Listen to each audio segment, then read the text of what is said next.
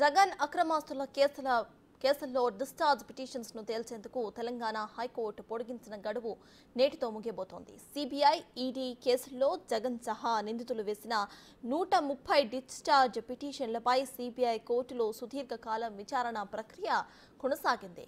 ప్రజా ప్రతినిధులకు సంబంధించిన కేసులపై విచారణ జరిగిన సందర్భంలో జగన్ కు సంబంధించిన 20 కేసుల్లో డిశ్చార్జ్ పిటిషన్స్ ను 2 నెలల్లో తేల్చాలని డిసెంబర్ 15న సిబిఐ కోర్టును హైకోర్టు ఆదేశించింది. భారీగా రికార్డులు, సాక్ష్యాలు, వాంగ్మూలాలు ఉన్నందున ఏప్రిల్ 30 వరకు గడువు పొడిగించాలని హైకోర్టును సిబిఐ కోర్టు కోరగా అనుమతించింది. కాగా నేటితో ఆ గడువు ముగుస్తుంది.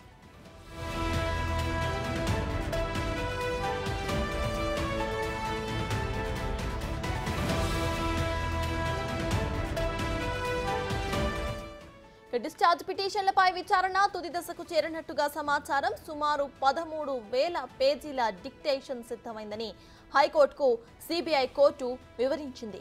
ఈ నేపథ్యంలో జగన్ అక్రమాస్తుల కేసులో దాఖలైన డిశ్చార్జ్ పిటిషన్లపై నేడు హైకోర్టు తీర్పును వెలువరించాల్సి ఉంది. అయితే నేడు వెలువడబోతున్న తీర్పు ఎలా ఉండబోతోంది అనే ఉత్కంఠ సర్వత్రా కొనసాగుతోంది.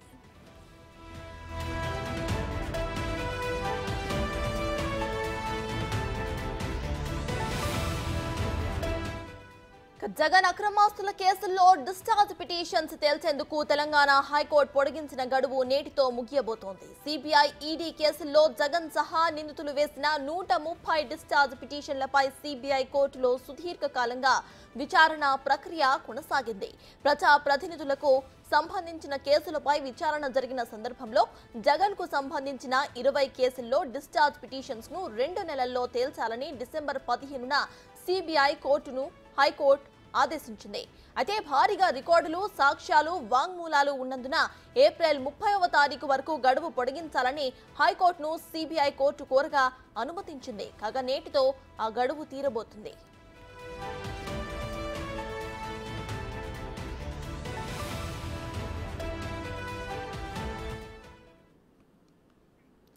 ఇవాళ జగన్ అక్రమాస్తుల కేసుల్లో ఉన్న డిశ్చార్జ్ పిటిషన్స్ విచారణ అయితే జరగబోతోంది. ఇదే విషయంపై పూర్తి డీటెయిల్స్ ను మా ఇన్పుట్ ఎడిటర్ పవన్ డీటెయిల్ గా అందించడానికి సిద్ధంగా ఉన్నారు. పవన్, చెప్పండి, ఇవాళ అయితే డిశ్చార్జ్ పిటిషన్స్ పై ఇటు కోర్టులో విచారణ జరగబోతున్నట్టు తెలుస్తోంది. మొత్తం కూడా ఎన్నో వేల పేజీల డిక్టేషన్ కూడా రెడీ అయినట్టు ఇటు సిబిఐ కోర్టుకు తెలిపినట్టు కూడా తెలుస్తోంది. దీన్ని ఎలా చూడాలంటారు? అట్ ద సేమ్ టైం 13వ తారీఖు ఇటు ఎలక్షన్స్ కూడా ఉన్నాయి. మరి ఏమైనా ఎఫెక్ట్ పడే అవకాశం ఉందనుకోవచ్చా?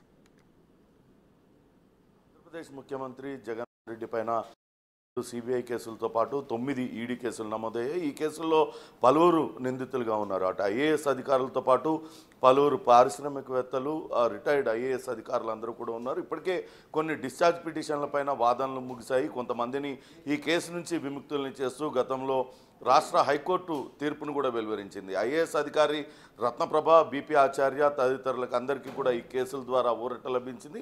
ఇక ఈ కేసులో ఉన్న మిగతా నిందితులు కూడా ఈ కేసుతో, క్విడ్ ప్రోకో కేసుతో తమకేమాత్రం సంబంధం లేదు, అన్ని ప్రభుత్వ నిర్ణయాల ప్రకారమే, నిబంధనలకు అనుగుణంగానే తమకు రావాల్సినవి వచ్చాయి, తాము ఎక్కడ కూడా అక్రమాలకు పాల్పడలేదు, సిబిఐ అన్యాయంగా తమ పేరుని ఈ కేసులో ఇరికించిందంటూ వాళ్ళు కూడా డిశ్చార్జ్ పిటిషన్ దాఖలు చేశారు. దాదాపుగా 130 డిశ్చార్జ్ పిటిషన్లు దాఖలైనాయి. స్వయంగా అటు జగన్మోహన్ రెడ్డి, భారతీ సైతం ఆ డిశ్చార్జ్ పిటిషన్లు దాఖలు చేశారు. భారతీ సిమెంట్స్కి ఈ కేసుతో ఎటువంటి సంబంధం లేదంటూ భారతీ, అట్లనే జగతి పబ్లికేషన్స్కు నుంచి కేసు నుంచి తనను డిశ్చార్జ్ చేయాలంటూ జగన్మోహన్ రెడ్డి తదితరులు డిశ్చార్జ్ పిటిషన్ దాఖలు చేశారు. లేపాక్షి నాలెడ్జ్ హబ్ కేసులో కూడా డిశ్చార్జ్ పిటిషన్లు దాఖలయ్యాయి. ఇంకా పెన్నా ప్రతాప్ రెడ్డి తదితరులు కూడా డిశ్చార్జ్, ఈ కేసులో నిందితులుగా ఉన్న పారిశ్రామికవేత్తలు పెన్నా ప్రతాప్ రెడ్డి, ఇండియా సిమెంట్స్ అధినేత శ్రీనివాసన్ తదితరులు కూడా డిశ్చార్జ్ పిటిషన్లు దాఖలు చేశారు. అయితే డిశ్చార్జ్ పిటిషన్లపైన విచారణ కొనసాగుతుంది. సుదీర్ఘకాలంగా పిటిషన్లన్నీ కూడా అలానే వాదనలు కొనసాగుతున్న నేపథ్యంలో ఇటీవల కాలంలో జగన్మోహన్ రెడ్డి కేసుల విచారణలో జరుగుతున్న జాప్యం పైన అటు హైకోర్టులో పలు పిటిషన్లు దాఖలైనాయి. అటు వైసీపీ రెబల్ ఎంపీ, ప్రస్తుతం టీడీపీ అభ్యర్థి రఘురామకృష్ణంరాజు సైతం ఒక పిటిషన్ను దాఖలు చేశారు. జగన్ ఆస్తుల కేసులో ఏదైతే విచారణలో జాప్యం జరుగుతుంది, వెంటనే కోర్టులు జోక్యం చేసుకొని ఆ కేసు విచారణను వేరే రాష్ట్రానికి బదిలీ చేయడమో లేకుంటే త్వరితగతిన ఆ కేసు విచారణ పూర్తి చేయడమో ఏదో ఒకటి చేయాలంటూ చెప్పిన నేపథ్యంలో హైకోర్టు వీటిపైన స్పందించింది. వీలైనంత త్వరగా జగన్మోహన్ రెడ్డి కేసుకు సంబంధించిన విచారణ పూర్తి చేయాలంటూ ఆదేశించింది. దాంతో కొంత గడువు కావాలంటూ సిబిఐ కోర్టు కోరడంతో ఏప్రిల్ 30 తారీఖు వరకు సిబిఐ కోర్టుకు గడువు ఇచ్చింది.